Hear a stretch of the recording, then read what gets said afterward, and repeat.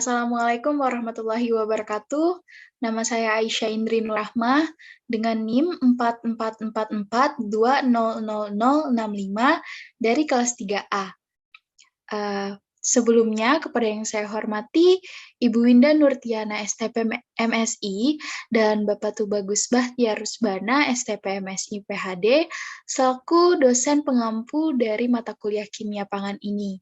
Pada video ini, saya akan membawakan tema mengenai reaksi oksidasi pada minyak. Minyak merupakan salah satu kebutuhan primer dalam kehidupan sehari-hari kita.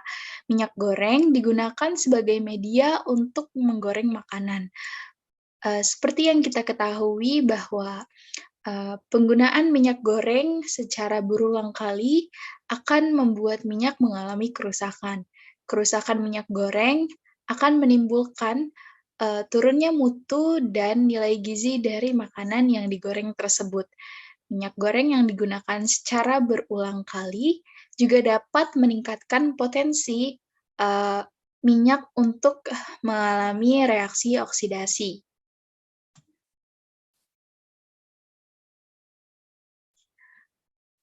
Reaksi oksidasi ini terjadi pada asam lemak tidak jenuh, sehingga membentuk radikal.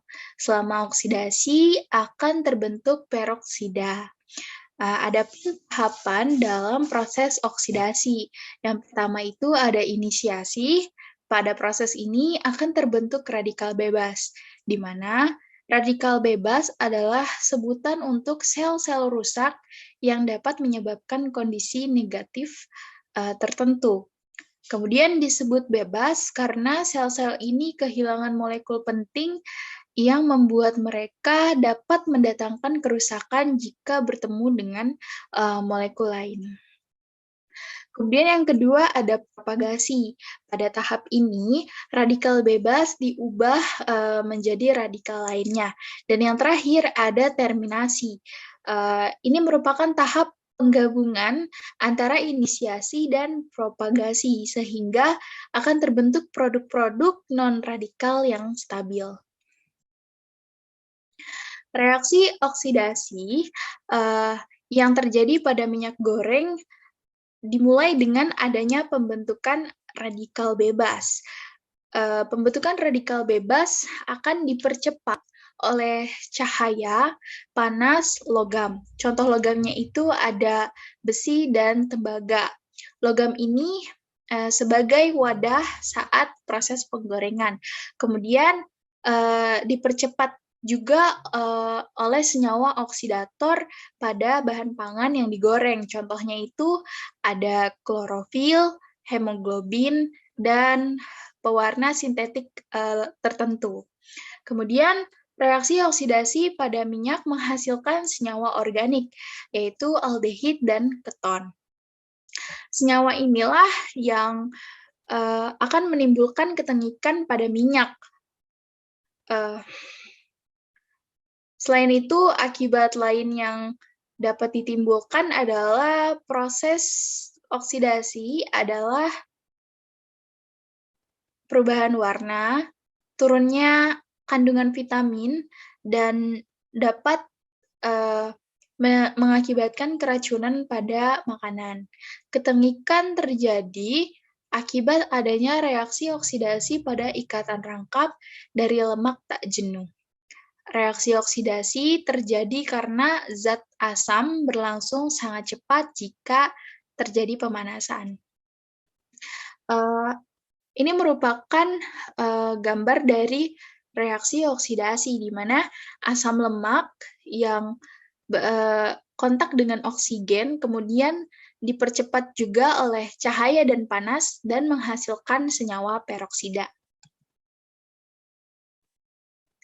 Minyak jelantah apabila dikonsumsi secara terus-menerus dalam jangka waktu yang lama akan membahayakan tubuh karena minyak jelantah ini mengandung asam lemak jenuh yang sangat tinggi.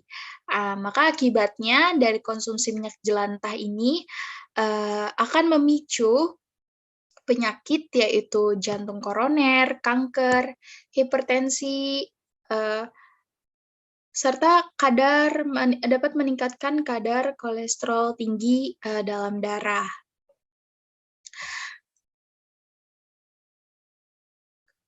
Selanjutnya, reaksi oksidasi dapat dihambat oleh suatu senyawa kimia, yaitu antioksidan. Antioksidan adalah senyawa yang mampu menangkal radikal bebas. Antioksidan ini mampu bekerja untuk memperlambat reaksi oksidasi yang diakibatkan oleh radikal bebas. Antioksidan dapat memperlambat reaksi oksidasi yang terjadi pada makanan, tubuh manusia, minyak, dan masih banyak yang lainnya juga. Kemudian menurut Youngson, antioksidan akan mendonorkan salah satu elektronnya ke radikal bebas, sehingga akan membentuk senyawa baru.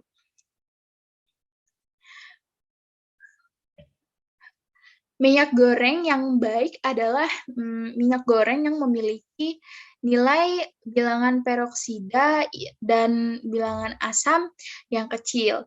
Oleh karena itu, penggunaan antioksidan merupakan salah satu cara yang paling baik untuk mencegah terjadinya ketengikan atau kerusakan pada minyak goreng yang teroksidasi dan terhidrolisis. Nah, di sini ada senyawa-senyawa aditif yang dapat melindungi minyak dari radikal bebas. Yang pertama itu ada tokoferol. Ini berfungsi sebagai antioksidan yang dapat menghambat ketengikan. Kemudian ada senyawa lainnya yang juga berfungsi sebagai antioksidan yang dapat menghambat ketengikan, yaitu butylated hidroksianisol atau BHA, ada butylated hidroksitoluen atau BHT, tertiary butyl hidroquinone, TBHQ.